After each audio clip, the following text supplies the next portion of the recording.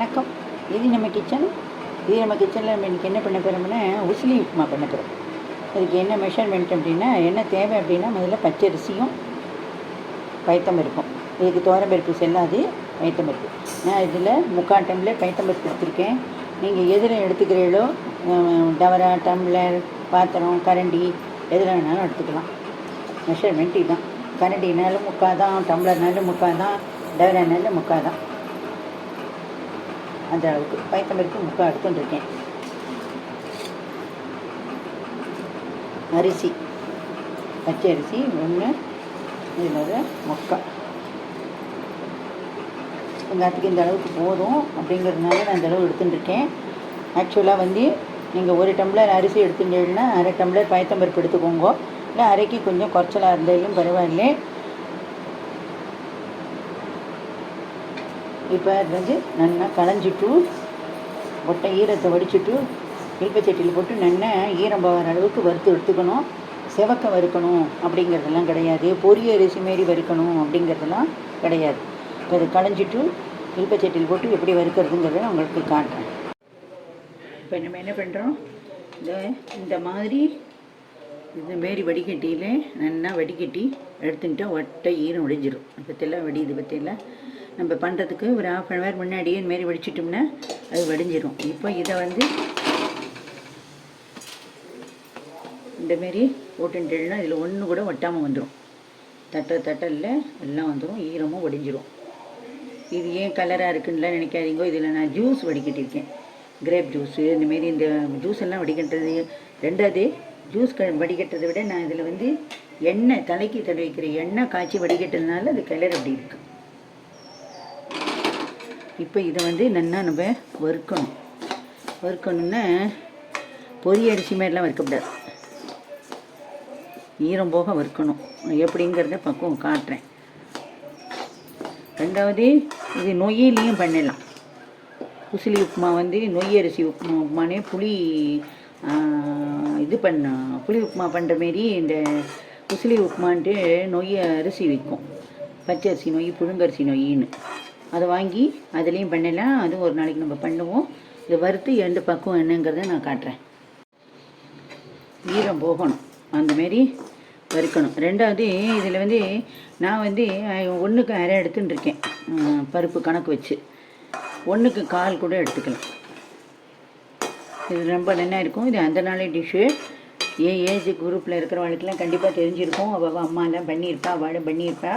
இப்போ இருக்கிற பிகினர்ஸுக்கெல்லாம் சில பேருக்கு தெரிஞ்சிருக்கலாம், சில பேருக்கு தெரியாமையே இருக்கலாம். மறந்து போன டிஷ் அதெல்லாம் நம்ம ஒன்றா செஞ்சு பார்க்கலாம்.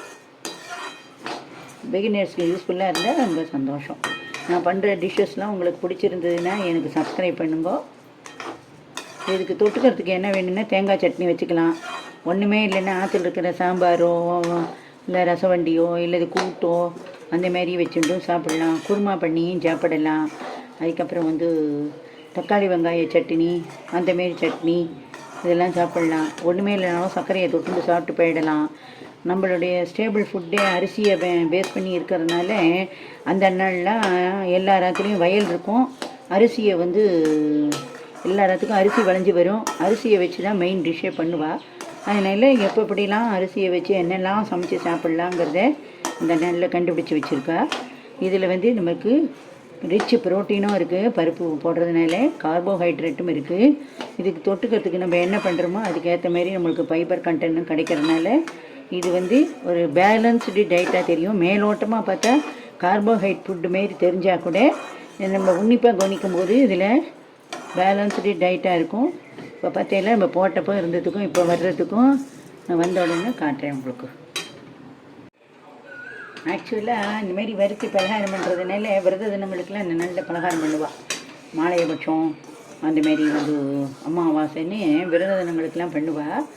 இதுக்கு வெங்காயங்கள்லாம் சேர்க்குற வழக்கம் கிடையாது. இந்த நாளில் எல்லோரும் வெங்காயம் சேர்க்குறா.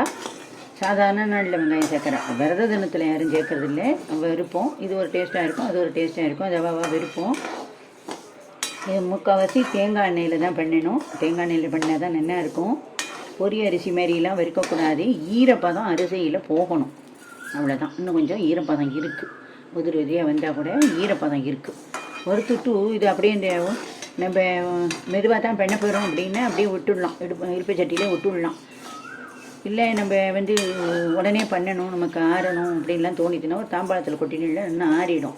ஃப்ரீயாக இருக்கும்போது இந்த மாதிரி வறுத்து எடுத்து வச்சுட்டேன்னா நமக்கு என்றைக்காவது தேவைப்படும் போது உசிலி உப்புமா பண்ணணும் அப்படின்னு தேவைப்படும் போது இதை எடுத்து பண்ணிக்கலாம். ஒரு டப்பாயில் கொட்டி வச்சுட்டு அதுலேயே பேப்பரை போட்டு எழுதியும் வச்சுடலாம். உசிலி உப்புமா ப்ரீ மிக்ஸ் அப்படின்னு போட்டுட்டேன்னா உங்களுக்கு சட்டுன்னு ஞாபகத்துக்கு வரும்.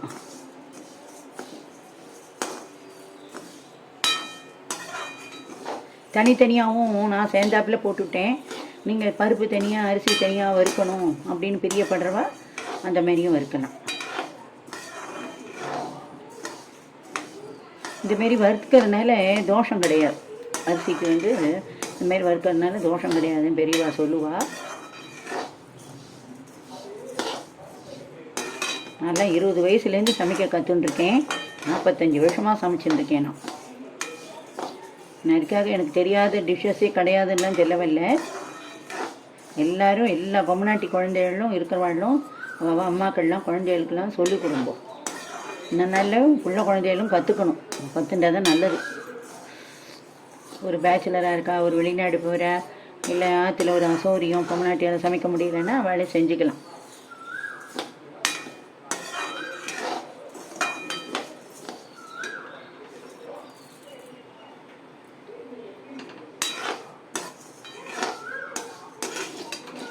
இந்தமாரி வறுத்து வச்சுட்டோம்னா நம்ம டக்குன்னு பண்ணிட்டு போயிடலாம்.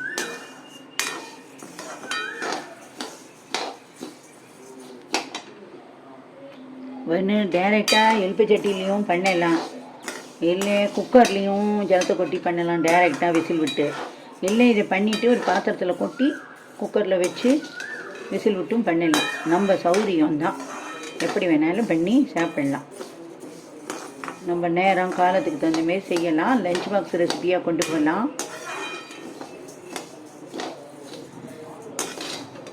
இப்போ இது வந்து போதும், வறுபட்டது போதும். நான் அடுப்பை ஆஃப் பண்ணிவிட்டேன். நான் இதிலே தான் வைக்க போகிறேன். மிச்சம் இருக்கிற சூட்டில் அதுவே வறுபட்டுக்கும். சூடு ஆறினதுக்கு அப்புறம் பார்க்கலாம். இப்போ நம்ம இலுப்பை சட்டியை சுட வச்சுட்டுருக்கோம் உசிலி உப்புமா பண்ணுறதுக்காக. இதுக்கு முழுக்க முழுக்க தேங்காய் எண்ணெய் தான் தேவைப்படும். தேங்காய் எண்ணெய் தாராளமாக நல்லா விட்டுக்கோங்க. அப்புறம் இறக்கி வச்சு ஆறினத்துக்கு அப்புறமா கொஞ்சம் தேங்காய் எண்ணெய் விட்டுக்கலாம்.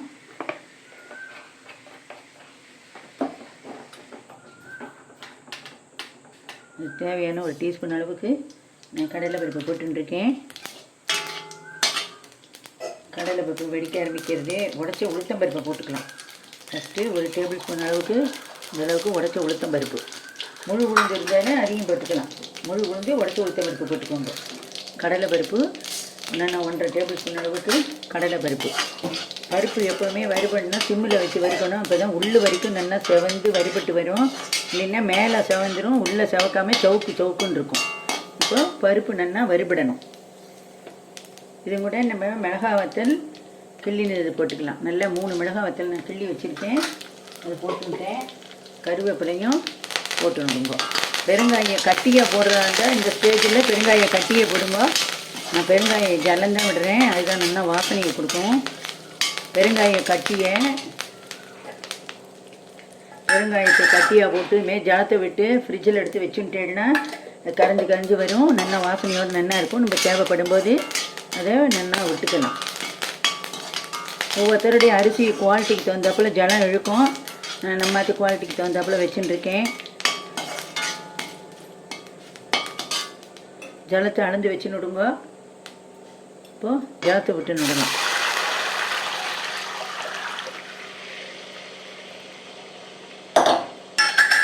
இது கூடயே பெருங்காய ஜலத்தையும் விட்டு நடலாம்.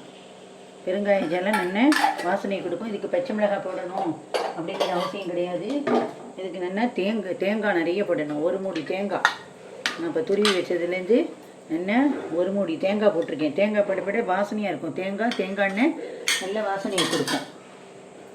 இப்போ ஜலம் கொதிக்கணும். இப்போ இதுக்கு தேவையான உப்பு போட்டுண்டாச்சு.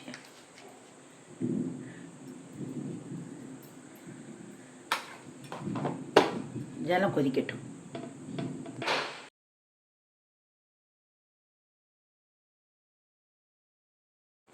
இப்போ ஜாலம் கொதிக்கிறது. இப்போ கொதித்த உடனே நம்ம என்ன பண்ணணும்னா இந்த வறுத்து வச்சுருக்குறோம் இல்லையா, இது இதில் போடணும்.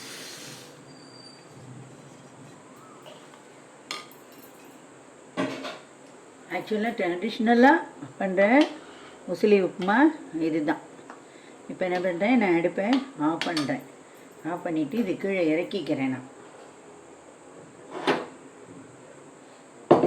இறக்கின்ட்டு நான் அடுப்பை பற்ற வச்சுக்கிறேன். பக்கத்து அடுப்புலேயே நான் இந்த குக்கரில் ஜலத்தை விட்டு சூடு பண்ணி வச்சுருந்தேன். இது அந்த அடுப்புக்கு நான் மாற்றின்ட்டேன்.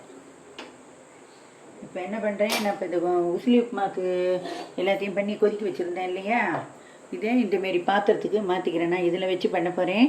அதனால் அதுக்கு மாற்றிட்டு நான் குக்கரில் வச்சு இது பண்ணிவிடுவேன். குக்கருக்கு இந்த இழுப்பச்சட்டியில் இருக்கிறத நான் இப்போ குக்கருக்கு ட்ரான்ஸ்ஃபர் பண்ணுறேன்.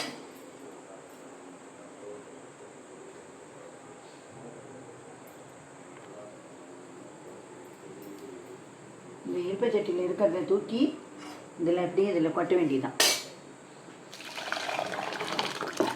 ஆக்சுவலாக இவ்வளோ பருப்பு போடுற வழக்கம் கிடையாது உசிலி உப்புமாக்கில். 1க்கு 1/4 தான் போடுவா. நம்ம நல்லா ஹெல்த்தாக வேணும் நம்மளுக்கு அப்படிங்கிறதுக்காக போடுறோம். ஆக்சுவலாக பொங்கலுக்கு தான் இந்தமாரி போடுறது. இப்போ இந்த பாத்திரத்தை மாற்றினது தூக்கில் வச்சுட்டேன். வச்சு ஒரு 2 விசில் விட்டு இறக்கினா போதும். நல்லா உதிரியாக வந்துடும். 2 விசில் வரட்டும், பார்க்கலாம். இப்போ நம்மளுடைய ட்ரெடிஷ்னல் உசிலி உப்புமா எப்படி வந்திருக்கு அப்படிங்கிறத பார்க்கலாம். இப்போ அதெல்லாம் அப்படி இருக்குது. நல்லா உதிரியாக இருக்கும். நம்ம நம்ம வச்ச ஜலத்துக்கும் இருக்கும். சூப்பராக வந்திருக்கு. நல்லா உதிரியாக ஜம்முன்னு இருக்கும். மேலே இன்னும் கொஞ்சம் தேங்காய் எண்ணெயை பச்சையாக விடணும்.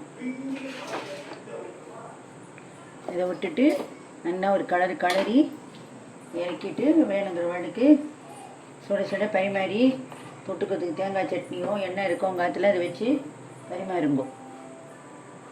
இப்போ நம்ம இதுக்கு மேலே கொஞ்சம் கொத்தமல்லி தூவிக்கலாம். கொத்தமல்லி ஆப்ஷன் தான், போடணும் அப்படிங்கிறதுலாம் கிடையாது, நம்ம விருப்பம்தான். ஸோ நீங்களும் இதேமாரி பண்ணி போயிருங்க. ரொம்ப நல்லா வரும். நன்றி, வணக்கம்.